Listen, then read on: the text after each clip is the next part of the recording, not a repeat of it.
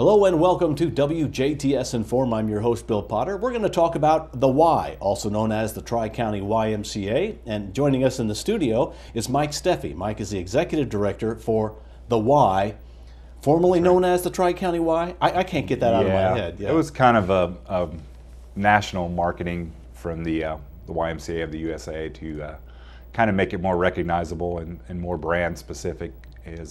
We're just the Y. Okay. But we still hold the Christian principles close to our hearts. So the C in the YMCA is still something we believe very strongly in. And what really is the purpose of the Y? The purpose of the Y, we use our Christian values to instill healthy programs for spirit, mind, and body, and we just want everyone to complete the total package of themselves, the spirit, mind, and body, and try to promote wellness in that sense. Okay, and we are really the Tri-County Y, which is Perry, Spencer, Du Bois? Du Bois, Perry, and Spencer counties, yes. Okay. So you're housed in Ferdinand. Let's talk a little bit about the facility that you do have there. What's inside? Well, inside our facility at Ferdinand, we have a wellness center, which includes our treadmills, some bikes, recumbent bikes, a couple elliptical trainers, and a pretty full range of weights, both machines and free weights. We also have a multi-purpose room, which is basically our gymnasium. We have 6 basketball goals, all that can be lowered and raised from 8 feet to 10 feet. We have a curtain that can divide space. We can put up volleyball nets, tennis nets, and there is a walking track around that multi-purpose room. We also have our child watch room, which is for kiddos ages 6 weeks to 6 years old while their parents are exercising. So that's open 6 days a week. Morning hours and evening hours. And then we also have a nice board conference center that various committees can hold their meetings in. We have a youth senior room, and we also have a youth room that has ping pong tables, air hockey, a tread wall, some game bikes, Xbox Connect, and also a very nice group exercise room that we hold our body pump, CX Works, circuit training, turbo kick classes in. So lots going on in the facility, that's for sure. Are there lockers and we do have lockers. We have a full shower and locker facility. We have lockers that you can use, or we have lockers that you can rent, and we also have the showers that those who come in early in the morning and exercise and want to get off to work, we have those showers available for them. Now, right now you're working on hours. You're open 1 hour to another hour, but that's about to change August 1st. It's about to change August 1st. Our wellness center will be a 24-hour access point. And that's for members ages 18 and over. Basically, the members will come in and buy a little key card, and during the hours that we are closed, Monday through Thursday, we're open 4:30 in the morning till 9. So say you wanted to exercise at 10 o'clock on Thursday night, you would come in with your card, scan in, go in the wellness center, and have a nice workout. Okay, so now you're open 24 hours. Yep, at least part of us. The gym and the child watch in different rooms will be closed off during the hours that we're not staffed, but having that wellness center open, I think, is a great opportunity for those who maybe work night shift, odd hours. Had a parent talked about how she puts her kids to bed at 9 o'clock and would love to come in and work out, and on the weekends when our hours are limited a little bit, Sunday mornings and late Saturday afternoons, it's a good opportunity for people to kind of make things fit into their schedule. We're really wrapping up the summers. We're getting ready for school to start in just a couple of weeks. How have your summer programs been going? Summer camp's going very well here in Jasper at the Cabby O'Neill Gym. Anywhere from 40 to 50 kids a day. That's been going very well. We're very fortunate to be able to have nice use of that facility, the newly air-conditioned Cabby O'Neill Gym, so it's been a good summer. Our Ferdinand summer camp, same deal, going very well, probably around 30 kids per day on average. And then down at Santa Claus at our Y We Care, we have our summer program going on there too. And we've been so blessed with the weather this summer. It's not been unbearably hot, so the kids spend a lot of time outside, which is really good. Lets them go out and run around and burn some energy off.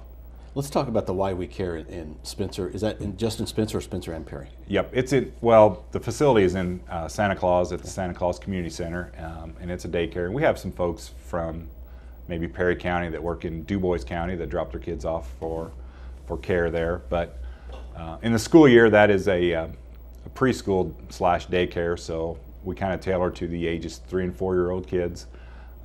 with some preschool activities, and but we also provide care from 6 in the morning till 6 p.m. So the preschool is just one component of that, and it's a really neat program. We've got a cook on staff down there that tries to cook healthy meals for the kids and introduce them to some new foods during the day, and it's a pretty nice facility down there. There's a nice open room for Jim, and the teachers and the staff do a pretty remarkable job down there. So.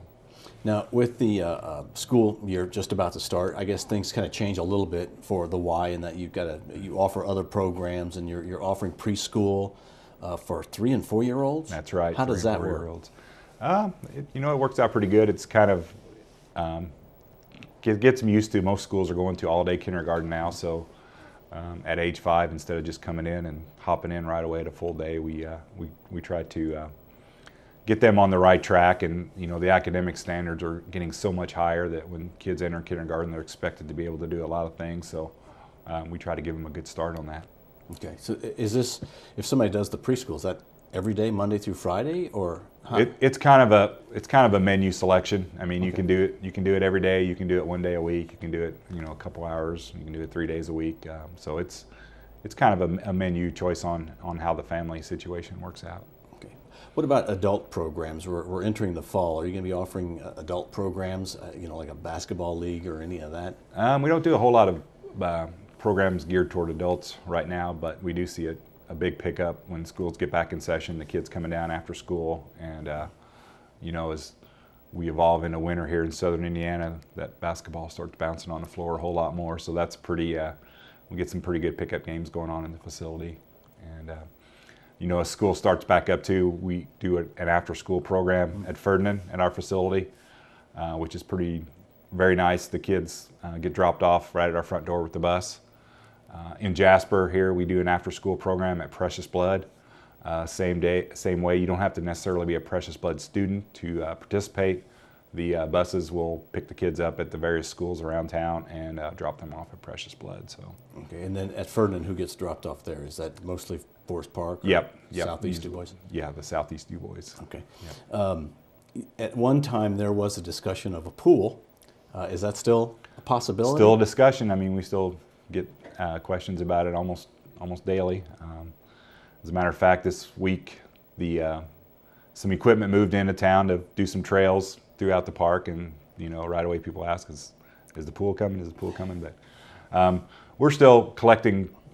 When we ran our capital campaign, started in 2010 on the facility that we're in now, we still have some pledges out through mid-2014. So, which we've been very fortunate to collect 100% on those pledges, which is pretty remarkable.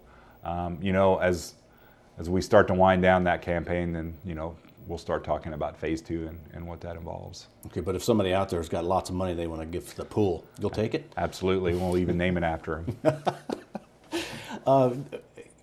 With school starting, with things changing, I guess people need to know how to contact the Y or how to get connected. I guess you could do that a couple of ways. Yeah, the best way is stop in and talk to us.